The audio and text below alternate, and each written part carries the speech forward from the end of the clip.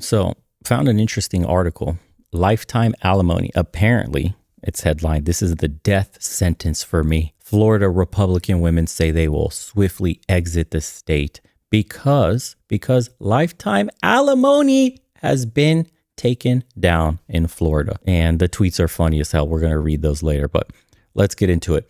So, death sentence for me. Florida Republican women say they will switch parties after DeSantis approves alimony law. Can't make this up. Ron DeSantis on Friday signed a measure that will overhaul the state's alimony laws, like common sense thinking here. After 3 vetoes of similar bills, fourth time's the charm, a decade of emotional clashes over the issue, the measure includes doing away with what is known as permanent alimony. How stupid does that sound in the world today where 50-50 and I'm strong queen? DeSantis' approval came a year after he nixed a similar bill that sought to eliminate permanent alimony and set up a formula for alimony amounts based on the length of marriage. Sounds reasonable. The approval drew an outcry from members of the First Wives Advocacy Group. Okay. They got the most skin in the game, eh? A coalition of mostly older women who receive permanent alimony and who assert that their lives would be upended without the payments. Oh my God, I have to work and earn my own money.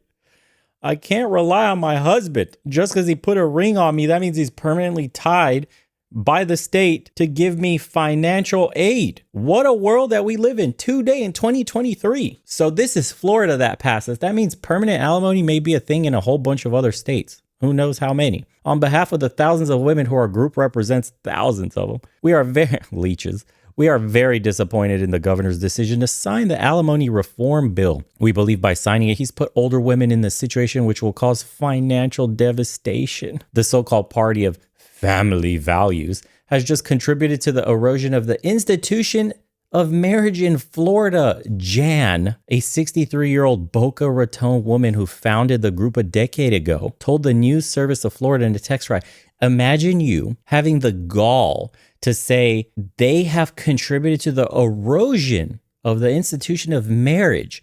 Your advocacy group of divorcees is telling people that want to do away with insane laws like permanent alimony.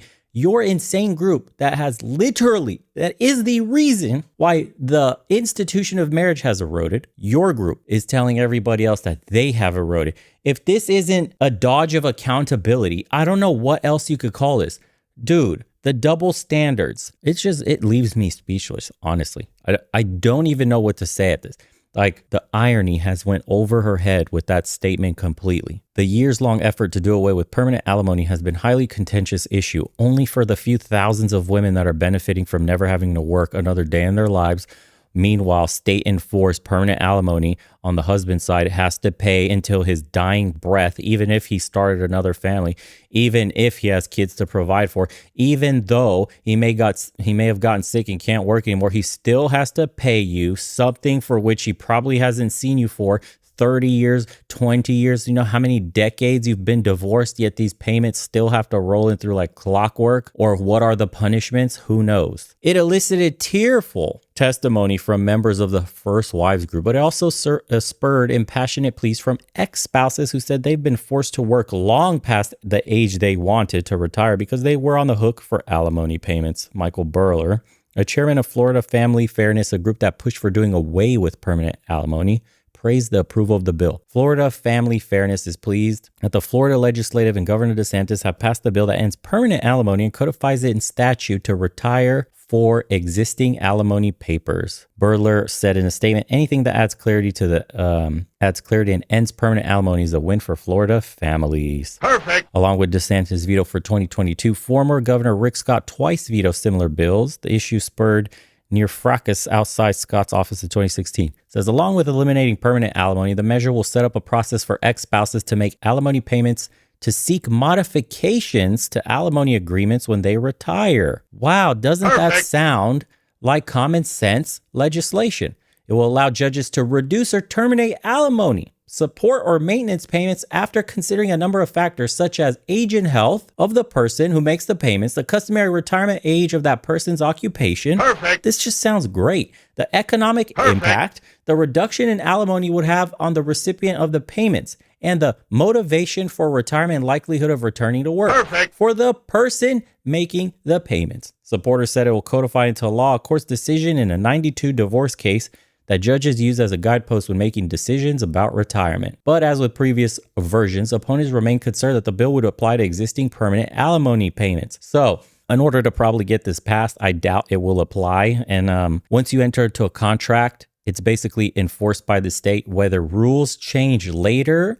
During the time which the contract was signed is which the current laws then get applied to said contract. So they most likely to get this passed, they wouldn't have the power anyway to retroactively change the terms of a signed contract between two parties at said date they were signed. So this doesn't save any guy that's currently on the hook of alimony payments on a permanent basis right now today. You're stuck in that.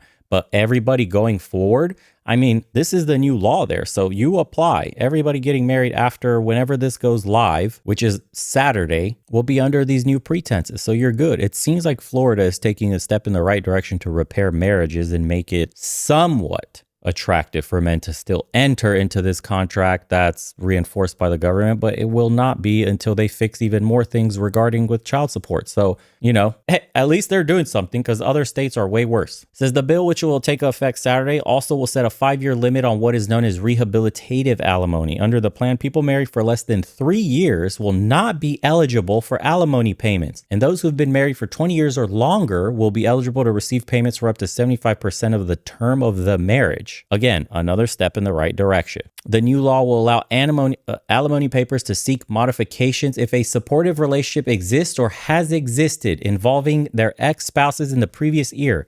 So again, there are a lot of conditions in this bill that got passed that are absolute win-win for everybody. Men and women get screwed on this side of the aisle. If she earns a ton, which is becoming more and more common today, she has to pay, which is probably why some of this shit is now getting passed. Regardless, even if it has ulterior motives or one group has now gained power and is looking to not be, weaseled out of their money the way the other gender has for millennia, doesn't matter, dude. It's still a positive in Florida right now in terms of getting married. It seems like that's your best bet. I'm not sure if actually there are other states with better laws than this, but Florida seems to be leading the way. I mean, the fact that they have that 5-year term, if you've been married for 5 years or less, you don't get alimony payments. I mean, that sounds incredible to me because a ton of people are just getting married with, I don't know if I would call it the intention of divorce, but certainly one side of the party intends to get divorced to get rights to some of, if not a majority of those assets.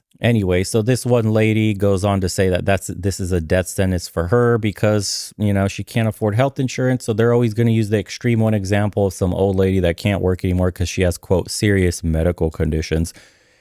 And it's a non-starting issue here for this bill because it doesn't apply retroactively. But the fact that you could seek modifications, the fact that the moment they enter into a relationship with another person, they can lose their access. I mean, this is great, man. This is going to strengthen marriage because exiting a relationship is going to have consequences again. Finally. And then the comment section on Twitter is just hilarious as usual. An outcry from members of the First Wives Advocacy Group, a coalition of mostly older women who receive permanent alimony and who assert that their lives will be upended without payments. Like the most ironic statement you could possibly make. Look at this. Thank you, DeSantis, for fixing what was done to me 20 years ago and his children. Married for 9 years, had 5 kids with a woman. She walked out on us when my youngest was 18 months. At 35 years old, she got lifetime alimony, a large equitable distribution, and never spoke to her kids again. I raised them all by myself, wrote a book about it. What? Seems pretty reasonable. We are legally responsible for the infant child we create for 18 years and not a minute more. So this does seem a tad out of whack. What?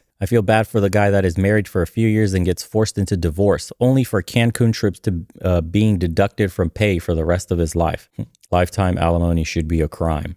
I'm not married, but I have a ton of divorced friends who tell me divorce has become an industry and a racket.